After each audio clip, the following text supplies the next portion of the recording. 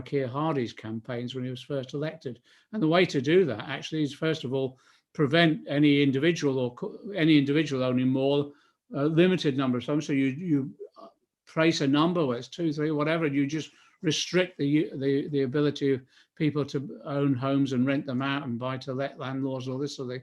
But also the first step you could do is prevent corporations owning homes, because they're the ones who are actually pushing up rents at the moment. All of that, I think, is all doable. But I just think now we need to come together as a movement to talk about every aspect of debt, what we can do, both as Seema is doing, really practically at the local level in local government, but also the campaigning that we have to do about this whole program of reforms to prevent debt occurring, tackling it immediately, and then taking on what is effectively the rentier finance capital system that we have at the moment.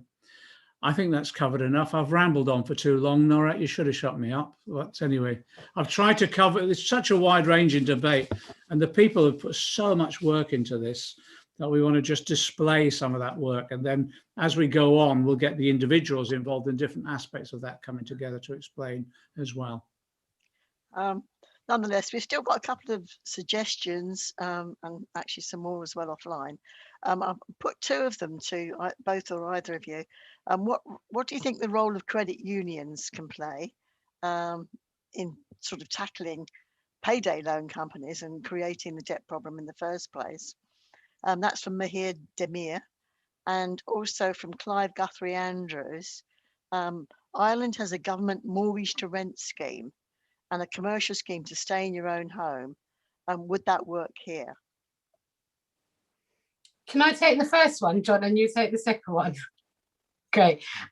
So I think there needs to be an understanding that we can't be utopic about it, so we can help people get as much benefit that they're eligible for as they can.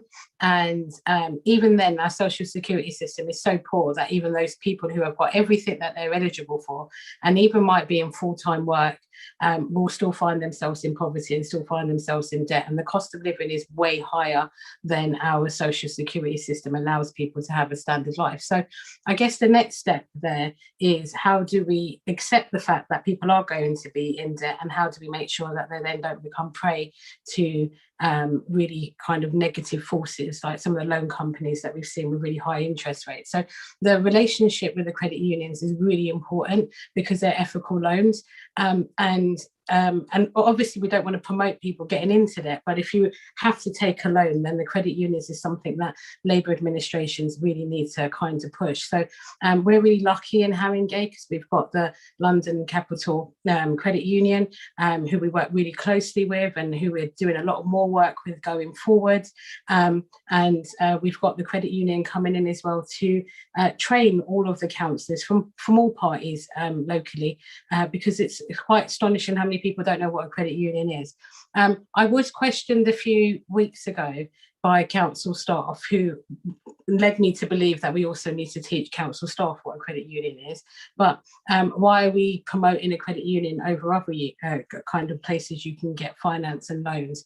And the reason for that is the big reason for me is not because I'm a member of the Cooperative Party as well as being a Labour councillor, is because there's a protection of those loans, so they don't get sold on, and they don't get sold on onto markets where they then start to become assets, and people realise that they're purchasing these loans in order to basically get their money back from these people through their kinds of houses or their cars, etc. So credit unions can't sell on loans. If they go bust, they have to pass it on to another credit union. So there's that kind of global protection that people don't realise. So you might pay it a couple of % more by being with a credit union, but it's a lot better than going to private sector. The last thing I would say on this is that a lot of local councils also have arrangements with private loan companies for their staff.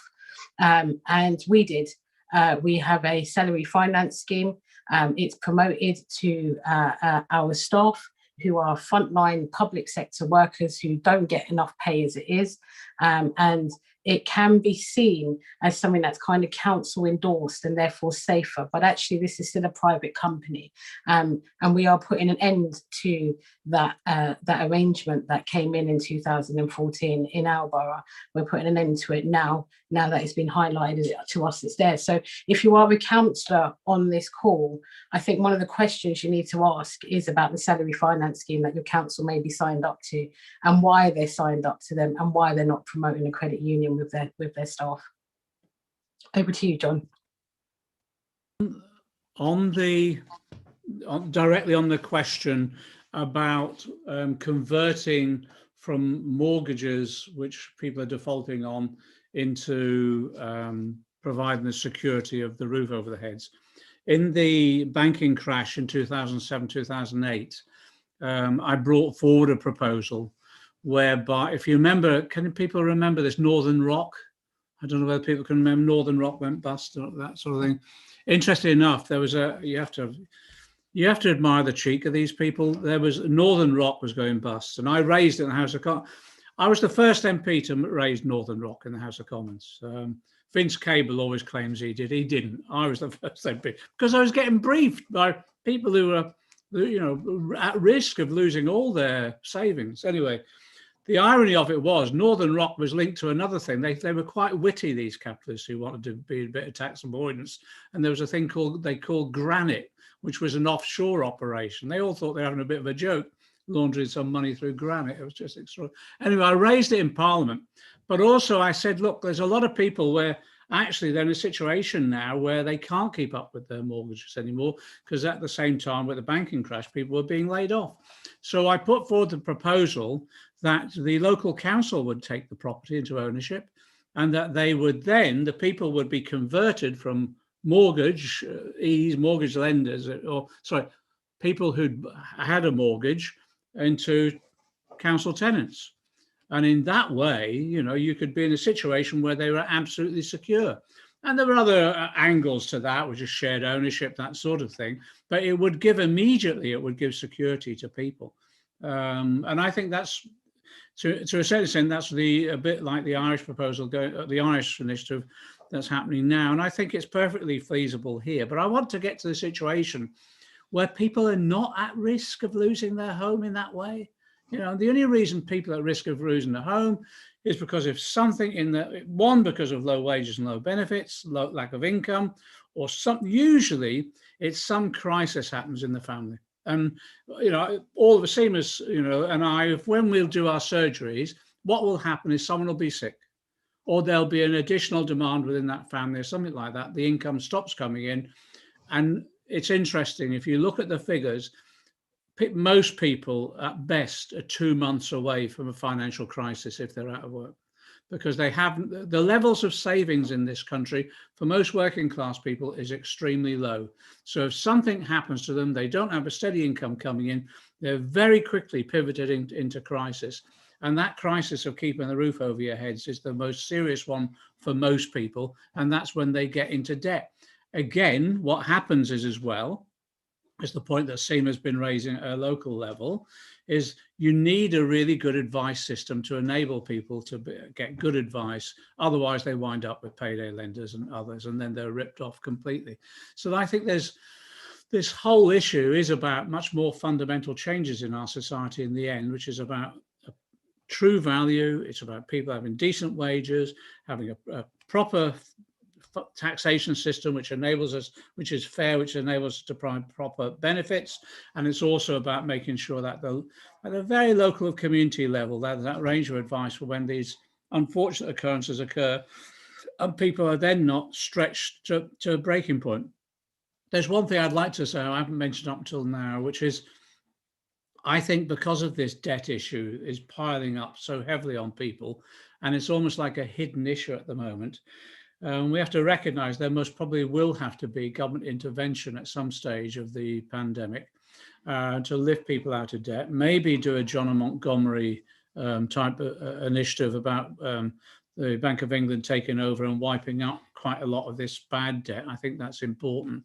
But actually, if there are any anxieties about, well, this is more borrowing or whatever, and we can't afford it, well, there's some that have had quite a good pandemic. You know, there's some that have made quite a lot of money out of this. And the people who've made quite a lot of money, one of those groups are the lenders, the banks who provide the mortgages, because you might not have noticed it, but we had a bit of a property boom last year. And that property boom was on the basis of Rishi Sunak cutting stamp duty to a certain extent. But what he didn't do, he never excluded buy-to-let landlords from making a fortune last year. But on the stamp duty thing, he never prevented that going to people buying a second home. Quite staggering, really. So we saw about, I think the figure that Andrew dug out last year, I think at one stage last year, there was about another 47,000 buy-to-let landlords that suddenly became available. And what they do is they register themselves as a company, and as a company, then they get quite significant tax reductions. So it's a tax avoidance scam. So I think now there's those. If there's a lot of organizations, individuals who make quite a lot of money out of the COVID pandemic. One of those groups were the banks and the mortgage lenders. The next lot were landlords who actually, not many landlords have had a haircut, you know, a rental cut. They haven't had that. And in addition to that, of course, you've got all the crony contracts that went out from Matt Hancock to his mates and all the rest. A windfall tax on them, on excess profits, would enable us then to tackle some of these debt issues that people are facing. And it's, you know, it's not rocket science. We keep pointing out, Gordon Brown introduced a windfall tax, which was very successful, but so did Rab Butler in 1951. He introduced an excess profits tax. So it's good enough for a Tory chancellor in 1951. It's good enough for me now, to be honest. Thanks, John. Got another couple of question suggestions. How can we use the council tax reduction scheme to exempt people from paying? Like I get 25% off as a single occupant. Another suggestion is, should we be advocating for a debt jubilee type thing with all the utility companies in the light of COVID as a one-off, especially for those on benefits? So either of you? Okay, if I take the CTRS and then you can take the debt jubilee, John. So before I answer this question, I want to be really clear that the CTRS is a replacement of a. Can you hear me, Lorette? Because I saw your lips moving. Yeah, you can. No, I can. I just want to know what it stands for. Sorry, Council Tax Reduction Scheme. Thanks. So the CTRS is in place as a replacement of council tax benefits. So I kind of just want to park that there. So if some of you remember kind of 2013, 2014, we had something called a pickles poll tax, where they believed, the condemned government believed, that everybody should pay something. So they scrapped the council tax benefit, they brought in the CTRS, and basically the CTRS is the discount where you get kind of 80% off your council tax. But it meant that people that were previously means tested as not being able to pay will still have to pay 19.8% or whatever it was, which is still quite a considerable amount of money. So firstly, one of the things we've done in Haringey is we've used our discretionary powers under the Council Tax Reduction Scheme to exempt every low-income family from paying. So we've got one of what they call the most generous council tax reduction schemes going, but it's still not a replacement, because there are still people, whether they are single, that are still having to pay this kind of 20%. And we know that they can't pay. So I guess the question is on two levels. The first thing is, if you are in the Labour movement, is to ask your council what discretions they are applying for their council tax reduction scheme, because we have gone one step further and used our discretion to exempt 6,000 low-income families, but we have to pay for that. But the second thing is, the bigger thing is, why are we taking little bits off to try and make a council tax benefit scheme back again? Why don't we need to campaign to get the council tax benefit scheme back? So I just want us to be cautious that we don't accept the fact that people should pay in the first place, and we're just trying to pick off groups of people that should be exempt. That actually everyone who's of low income, whether you've got children or not, should be exempt from paying, and we can go back to the pre kind of pickles poll tax. I will say one more thing on this. In June 2020, Eric Pickles wrote for Conservative Home, where he made a really big plug to the government to protect low-income people from paying council tax. I cannot believe the audacity of a man that created this mess, then writing in Conservative Home kind of 6 to 9 months ago to come up with a genius idea, which kind of read like he wanted to bring back council tax benefits back, but you're the one who abolished it. And so we're in this mess, but I think as a Labour movement, we really need to latch on to what this is now Lord Pickles. He is actually speaking against his own Pickles poll tax, and we haven't as a movement latched onto that hypocrisy. And I really hope that we start to moving forward. Over to you, John. So you mentioned of Pickles does remind me of the poll tax, that whole period. And, you know, on debt, we have at some stage in this next, I know it's difficult at the moment because of COVID and the restrictions, but there's a whole range of campaigns now where I think we've got to get out on the streets again. And debt's one of them. This morning we had the discussion with DPAC and what's happened to disabled people, which has been an absolute scandal, appalling really. I'm just glad DPAC is there. And I was at the founding conference of Disabled People Against the Cuts years ago, and it just inspired me. I thought we've got a movement here that's building, and it's been terrific. All the victories that they've had, you know, and getting the Atos company out the way and that sort of thing. That's the sort of thing we've got to do on debt, I think. Now we've got to, and it affects everybody. So I think it's one of those issues. We saw the campaign launched the other week around a debt jubilee in this country. And I think it's one of those issues that unites so many people, and not Labour and trade union movement, of course, progressive movement, but so many organisations in civil society, you know, and it is about religious groups, churches, and you know, gurdwaras and mosques and all the rest of it. Everyone now is acting as, you know, support for their local communities, providing advice and assistance because so many people are in debt. So I think it's an issue. Is time has come, and we need to I think now we start mobilising around it. I want to give a couple of plugs while I'm here. There was a launch of a film Friday before last called The Bank Job. And I'm in such disarray with books and stuff piled up everywhere here. So I was looking it up on my phone. I can't find I had it in my hand a little while ago. This is what happens in this situation. I've spilled out of my study into the dining room with got books everywhere. Anyway, it's called The Bank Job. It's two artists came together, Hilary Powell and Daniel Edelstein. And what they did, they approached me 2 or 3 years ago. And what they did is they read David Graeber's book and they sat down with David, and they're artists and they were thinking creatively, how can we go about it? Then they realized what was happening in America was people were buying up debt. So debt is traded, you know, batches of debt is traded. So you can go along and you can put money down and buy a whole number of debts and you can get some interest on them. So what they did is they raised 20 grand or whatever, 40 grand they raised by printing their own banknotes. They went to Walthamstow.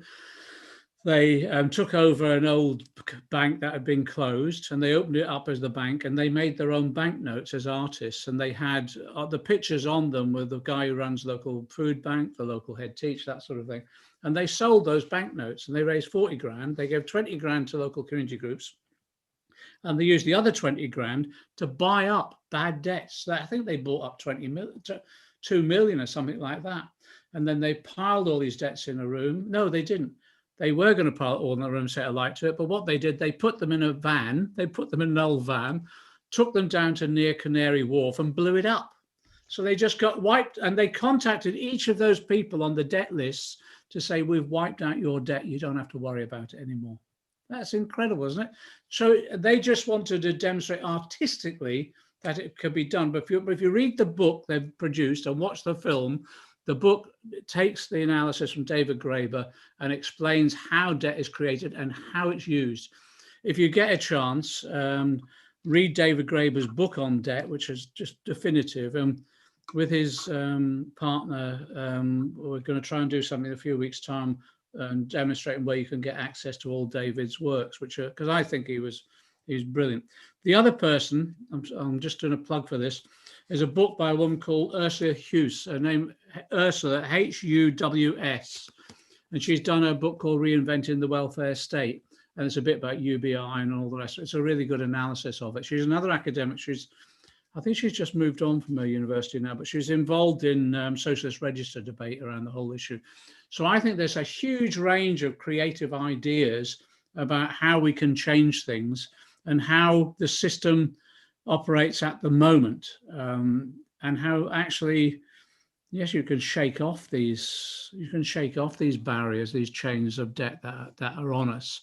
In the meantime, it's doing exactly as Seema is doing. What can you practically do at the local level that you're really setting up systems and alternatives as maximum support you can within the existing system, because I think that brings succor and relief, to be honest. But then as you do that, you then start mobilizing all those that have any experience or association with debt or understanding of debt into a campaign that is much more radical in being able to lift this burden, absolutely lift this burden off people's shoulders. It's interesting. I'll begin to work on a series of podcasts about the history of the labour movement and looking at the different struggles over the years. And you go back to even some of the early medieval rebellions. They were largely around how we shake debt off and the way debt is used to enslave people. Serfdom was a debt in itself, the way it was used. So it's one of those things that's been, I think, it's got to become central to the work that we do in the future. I'm rambling on here, Nick. Nora, you have to shut me. Yeah, thanks, John. We've got one sort of comment which is slightly off topic, and then maybe we could do with a roundup of what Labour members can do with their local council, especially with elections coming on, to stop the use of bailiffs. The other suggestion was Labour needs to abolish child poverty in absolute terms by a penny, tuppence or 5p ring-fenced NHS social care income tax. So thoughts on that? I'll come in on that one, Seema, before you come in. Okay, I'm one of those people, and you'd expect this from a foreshadow chancellor. I'm not that much into hypothecation, ring fencing, because I wanted to have my hands free to shift the money about. Okay, but that's just a personal preference in terms of bureaucratic management of our financial system. My view, and we're working on this at the moment, I'll announce it later, hopefully next week. My view is just about getting our ideas together, absolutely solidified about what a fair taxation system looks like. I think the last two manifestos were great, 2017 and 19. We've got to hold on the income tax proposals, the financial transaction tax, as well as the issue around capital gains tax. All of that we should take as read, and we should not allow people to fall back from that. But we've got to be much more radical. That's why I'm quite, as you know, I'm interested in land value taxation and how that then reflects on what we do about taxing wealth. So I'm hoping, I was talking to Madeleine Williams this morning, we're going to see through Claim the Future whether we can do some form of online conference about what would, in this day and age, what would a fair taxation system look like, building on the work, not going back from, but building on the work that we did in the run-up to the 2017-2019 general elections. I'll shut up at this point, but there's also a reference on here to the student rent strikes, etc. What do we do about them? You support them. Absolutely support them, and we've got to. And when it comes down to it, that's also all about the proper funding of our universities and the ending of the marketisation of our universities as well. Can I just come in? Oh, thank you, John. So I guess this is quite sensitive for me because I grew up in severe poverty, and doing this piece of work in the last 6 months has been both tough because you're trying to change the system, but also tough because it takes you back to places in your childhood that you kind of thought you had kind of left behind. So there's a few things I want to say. Most families want to raise their children and do so with the pride of earning money and giving them a good life. And where we're not getting it right is, especially in places like Tottenham, where the child poverty at the moment is at 52%, and that is pre-COVID data. That's data based from the End Child Poverty Coalition from March 2020. So I don't even know what it looks like now. But if we just take that group, most of those people are working and their children are in poverty. And the types of job that they're doing are really valuable to our society. So they're home carers, they work as nurses, bus drivers, etc. And so if we really want to reshape, rather than kind of taxing, what we need to look at is why these people who are really pivotal to our society are getting paid so low in the first place, and how we do a value-based job system. I'm one of them people that probably get paid quite a lot of money. I'm a project manager for a charity, and quite lucky. But actually, there are people that are doing much more valuable jobs than me, and I'm not getting paid as much as I do. And so I think if we are going to kind of create a fairer society, we can't tinkle around the edges, but we've got to kind of look at how the system has put working class people, working class jobs and working class areas into poverty. And we see that. And that's why places like Tottenham are up there above the kinds of 50%. The other thing that I would say, which was really interesting from this data from Child Poverty Network, was when they removed the housing costs, actually Tottenham wasn't that high up. And actually most of the London boroughs removed themselves from being in the top kind of 10 of poverty, because actually London housing costs far exceeded the income that people were paying. So when you remove the housing cost, you started to see kind of Tottenham slide down to about 17, 18, which is still quite high, but it wasn't up there as being one of the highest. And so we really do need to think about the kind of rent capping, the building the council homes. And in the Haringey, we've got a kind of a whole systems approach that we're doing. So we're looking at community wealth building, and we're bringing in 190 million pound worth of spending has already come from what we spend as a council to be spent locally. So that kind of pumps up the jobs, pumps up the businesses, and pumps up, and these are small SME businesses, I'm not talking about national organisations. We're embarking on a huge council building programme. For those of that you follow Councillor Ibrahim on Twitter, we're just about to finish Joy Gardner House in Tottenham, and this kind of brings the kind of rent value down in the kind of local area as well. And then obviously we're doing this stuff around debt, we're doing a lot of stuff around energy poverty. So, but ultimately, we're not in national government, and what we need to think about is a real living wage, not the stuff that's just come out, but a real living wage, but also then how you stop. I've got energy bills that I've just piled up on my coffee table this week. It's going up again. So you can put the wage up, but then if you keep putting the cost of living up, you're still never going to close that gap. So there's a lot of work to be done there. The last thing I would say, and what was disappointing about the budget, is that there were so many things that Rishi Sunak could have done. And one of the things he could have done was expand the discretionary housing payment. Firstly, in terms of amount of money, because the amount of people that are now going into debt, it's another way of writing off the debt when you get discretionary housing payment from the state to pay off their arrears. He didn't do that. And secondly, he could have expanded it not just to be for people on housing benefit and universal credit, because some of these people who are incurring now rent debt are working, and they're not claiming these benefits, but they're now finding themselves in worst debt ever because they're on 80% furlough, so they've lost 20% of their income. So there was so much he could have done around kind of rent debt, which he didn't do, which was very disappointing. Thank you, Seema. I think we're just about running out of time now, aren't we? I know, and I've seen the football score as well, John, so you might want to stay on for a little bit longer. Thanks to Seema and John. You know how it hurts. You know where it hurts, don't you? It's only a 1-0. It's only 1-0. There's not half time yet. There's another 45 minutes. Anyway, I just might, it might well be that I am applying for the Liverpool manager's job shortly anyway, but don't worry. Thanks both. Thanks also, shout out to Socialist Telly for carrying our feed. Thanks to everyone for attending, and sorry we couldn't get all of the questions in. And see you next time, whether Michael knows if there's any more planned. I think there is. Jolly good. Bye. Thank you, everyone. Thank you, John. Bye. Thank you, Nimet. Bye. Take care. Well done. Bye. Bye. Bye.